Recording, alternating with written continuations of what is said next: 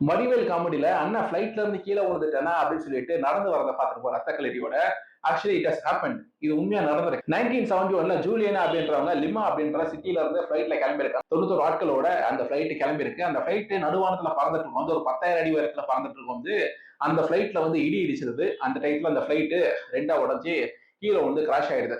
அந்த நேரத்துல பாத்தீங்கன்னா ஃபிளைட்ல போயிட்டு வந்தா 92 பேர் போயிட்டு வந்திருக்காங்க. அந்த ஃபிளைட்ல 91 பேர் இறந்துட்டாங்க.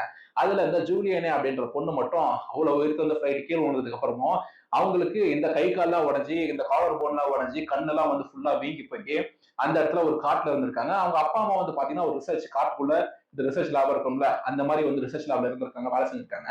சோ அதனால இவங்களுக்கு சின்ன வயசுல இருந்தே வந்து பாத்தீங்கன்னா அந்த ரிசர்ச் அந்த நடுக்காட்டுல எப்படி வாழ்றது அப்படின்ற விஷயங்கள் நிறைய தெரியும். அதனால வந்து பாத்தீங்கன்னா ஒரு 11 நாள் இந்த உடஞ்சி உடஞ்சி எலும்புலாம் உட வந்து அண்ணன் அங்கங்க என்னென்ன சாப்பாடு கிடைக்குதோ எல்லாம் சாப்பிட்டுக்கிட்டு அவங்க அவங்களோட வேலையை பார்த்து இருந்திருக்காங்க. என்ன அப்படின்னா 11 நாள் எப்படியோ சர்வே ஆகிட்டு ஒரு ஒரு இடமும் தவந்து போயிட்டு இருந்திருக்காங்க. ஒரு இடத்துல பாத்தீங்கன்னா அந்த நடுக்காட்டுல வந்து கேம்ப் போட்டு இருப்பாங்கல்ல அந்த இடத்துல போயிட்டு இவங்க வந்து விஷயத்த சொல்றாங்க. ரத்த கலரியோட ஒரு பொண்ணு வந்தோடனே பதறி அடிச்சு போயிட்டு எல்லாம் கேம்ப்ல இருந்து வெளியே வந்து இவங்க கிட்ட கேட்க உண்மையா நடந்திருக்கு. இது 1970 உண்மையா நடந்திருக்கு.